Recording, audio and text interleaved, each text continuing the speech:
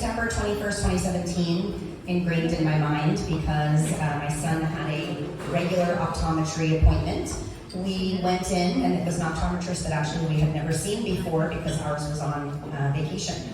So we went in, and he proceeded to do the routine checkup. We figured, Darius was at the age he probably needs glasses. He actually mentioned to me before the appointment, he said, Mommy, I think I'm gonna get glasses because my left eye is a little wonky. And I was like, yeah, that's normal. Your sister got at the same age and this and that, and that's okay. We go in, and I can tell that something is obviously not right. The doctor is consistently looking back and forth between the right eye and the left eye and the right eye and the left eye, and he's doing it a little too long. And so, Mom's spidey sense kicks in, and I knew that he was going to be telling me something that I didn't really want to hear. What that was, I had no idea.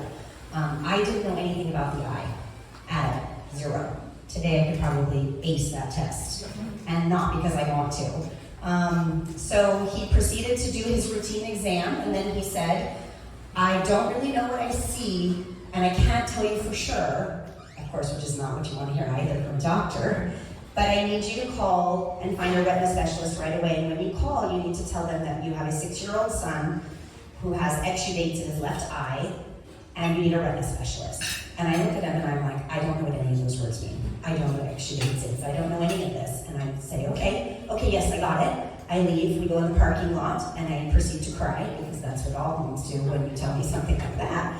And I have the kids in the back seat, and I start finding a retina specialist in the parking lot on the phone, calling everybody I know. Anyone that I knew was remotely in the medical field, had a friend, a sister, a brother, I didn't care. I called every single person that I knew until finally I got through to a couple people who said, try this person, call them. So I called, and somehow the woman had mercy on me when I called, because she could tell probably I was distraught. And she passed me on to the chief of ophthalmology at Kaiser Oakland, Dr. Moore. He said, it's okay, you can come in the morning at 8 a.m. and we're going to take care of you. So we went in, and the rest is history. He basically, at that moment, did all of his tests, all these big machines I'd never seen. Again, didn't know what any of this world was. And he called me back in, and he said, Darius, you can sit in the hallway, and, I'm going to talk to your mom. And he said, your son has Coats disease. The good news is, it's not going to kill him. It's not a tumor, it's not cancer, it's not any of the other things that you can find when you Google, and we all know we should not Google when someone tells you about a medical thing. Believe me. And he said, the bad news is there's no cure. And of course, at that moment, I don't really know what else he said, because everything else went dark. And by the end of it, I knew he handed me a piece of paper, and he said, I'm going to have this retina specialist call you, and you're going to need to follow up. So since then, 6 years later, now my 13-year-old boy, he has had laser surgery, eye injections, everything you can dream of. Well, that night that he was diagnosed, I went home, I cried again, I'm a good crier, and I proceeded to Google again. And the first thing I put in was 6-year-old boy, Coats disease. And there was only one thing that came up on my screen. And that was the Jack McGovern's Coats Disease Foundation. Yes, please.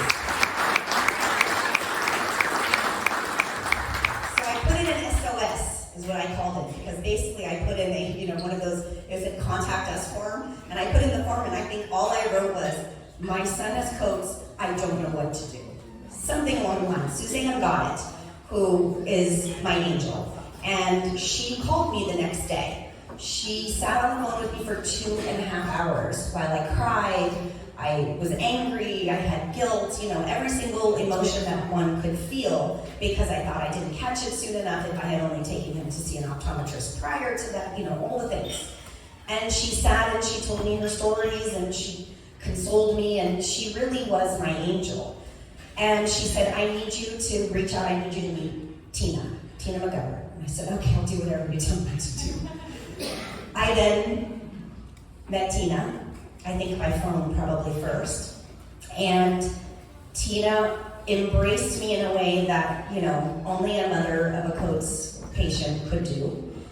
And she invited me to her holiday party, which was very scary for me, by the way, because I went and I'm like, I don't know know anyone, and I'm going to a holiday party in San Francisco, and I just cried on the phone to this woman, but she embraced me. I went, and all I kept saying when I left, I called my mom, and I said, I don't know exactly how there are these kinds of people in the world, because they're walking angels. Mom, this is all the things they said and they did, and they keep helping me. And I said, and I don't even understand how I'm here.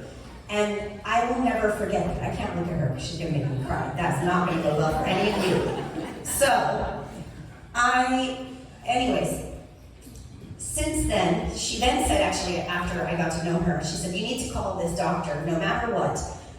Even if he's not your doctor, you call him and you tell him Tina McGregor told you to call him. I said, okay, and that was Dr. Jumper. And so here I am. I am a mom who knew nothing about any of this. I got thrown into something that obviously I'm trying to do the best for my son that I possibly can.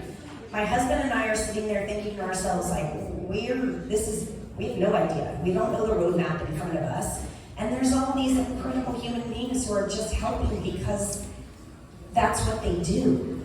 And that's what this foundation is about. It is helping all of the moms who are out there Googling in the dark and they have no idea what's in front of them. And all of the amazing people around them, like Dr. Jumper and Emmy Hartnett and all of the names you've heard, and all of the volunteers. I mean, it truly is the most incredible work. So, fast forward, I know my husband just looked at me, he's like, I Googled too. I knew that was coming, so I just want to say it. Yes, Stephen, you Googled too, I'm really sorry. This is my moment, so just, yeah, okay, you Googled too. Okay. Going back to my sweet D, so, you know, he's the baby of the group, he's got 2 older sisters, so many of you who have older sisters, you know how this goes. So he had a lot of moms. And the one thing about him is, he was always the kid who, you know, he gets an injection every 9 weeks with no anesthesia in his eye. So one day when we went to the doctor, they said, do you want your mom to try the OCT machine? So for all of you who don't know, that's the magical machine they use to see the acuity and to see the volume and all of the things. And he was like, yeah. And I said, yeah, I got this. Yeah, I couldn't do it. So I actually failed the test. I couldn't keep my eye open. Dr. Jumper, it really was bad. And I was like, yeah, I'm not really sure. And I think he was like 7 at the time. And I kept looking at him like, you are like an alien child. It's kind of bizarre. But that's what these coach warriors do. They have been through so much, and yet they go back. They know, they're hopeful. They're just kids who are just being themselves. And they know this is a part. Every 9 weeks when we go, Darius and I talk about how we always get this pit and these butterflies in our stomach because we just don't know how it's going to go. We don't know if it's going to be the day that he says, oh, you're doing great, or he's going to go, oh, sorry, it's not so great. He doesn't really talk like that, but you know, in my mind, that's what he's doing. And every time it's 9 weeks, he gets the injection. We've been through every medication, Avastin, Lucentis, we're on Mylan now. And the point is, everything that you're doing, being here, your bad golf, your good golf, whatever it is, your bidding, it's all for boys and girls and adults and everyone in the world who is facing this exact same thing. And you are the light, you are the hope when we are thinking of what's going to be coming for our kids. I always remember Tina and Suzanne, and I always remember the things that they shared with me, and that those things are spreading out to the rest of the world, which is incredible. So, as the chair, I had to write down stuff, and it's just really big font, I promise it's not a lot, but I just had to write the 10 goals that I'm hopeful for, and those goals can only be possible with all of you, and your friends, and the people you know, spreading the word, telling people about codes, donating. You're gonna have to raise your paddles. When you raise your paddles, here's the 10 things that I really want you to think about, because these are the 10 things that us, as a board, these are our goals, but these are also the goals of our kids, of the doctors, of the SAB, which is the Scientific Advisory Board, all of us. These are the goals. And 1, Coats disease should become a part of normal screening at a pediatric level. We need better treatments for patients with coats. We need more screenings in schools because early detection is the key to saving a patient's eyesight. We need to find ways to restore the sight that's been lost by so many. We need to make Coats disease something that is known so that when other patients and parents, even our medical professionals, hear Coats disease, it's not a mystery.